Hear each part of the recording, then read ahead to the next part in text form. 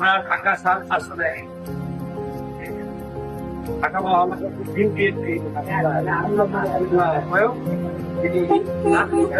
সৈনিক তিনি বারবার কারাগারে তিনি জেলখানা থেকেও তিনি হাজার হাজার লোক সমাগম করিয়েছেন।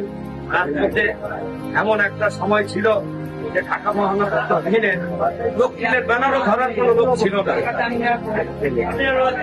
তখন আমরাই ছিলাম রাজপথে, এমনকি আমাদের নেতা হাজী মোহাম্মদ মনির হোসেন 144 ধারা ভঙ্গ করে প্রেস ক্লাবে যখন কেউ কোনো সাহস মানে আমাদের নেতা হাজী মনির হোসেন প্রায় কয়েক হাজার লোক নিয়ে সেই 144 ধারা ভঙ্গ করে আমরা প্রেস ক্লাবে উপস্থিত হয়েছি, যেটা জনতাকে আমাদের মহাসচিব তাকে বলেছি যে তিনি দিন রাত 24 ঘন্টা জনগণের সাথে সংযুক্ত। তিনি মানুষের সেবা করতে করতে রাত চিন্তাও বেঁচে যায়, অনেক সময় অনেক সাজানো দিয়ে দেয়।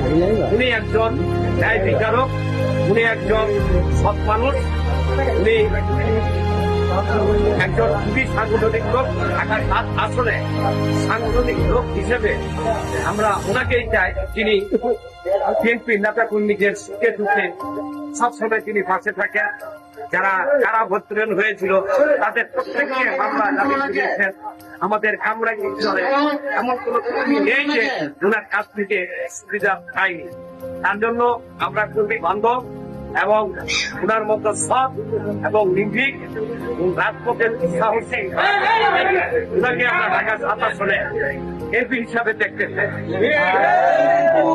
কর্মী বান্ধবের কথা বললেন, যারা ত্যাগী কর্মী ছিলেন 5 তারিখের আগে সবসময় রাজপথে ছিল, তারা ঠিক কতটুকু মূল্যায়ন পাবে বলে আপনারা আশাবাদী? ইনশাল্লাহ আমাদের নেতা সময় উনি ওনার কর্মীদের যেভাবে খবর রেখেছেন, উনি যদি এপি হন আমাদের এলাকাতে উন্নয়ন হবে এবং তার যারা সময়ের কর্মী তারা প্রত্যেককে সুন্দরভাবে উনি তাদের উন্নয়ন করবেন এবং যার যা প্রাপ্য যার যা লোক উনি ইনশাল্লাহ এটা দেবেন।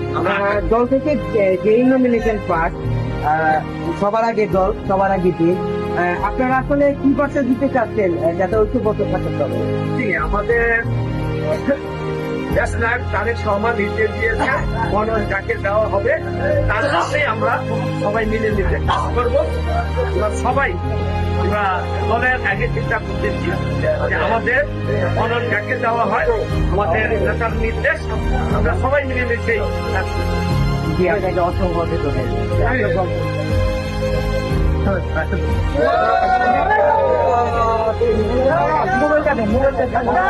ধন্যবাদ।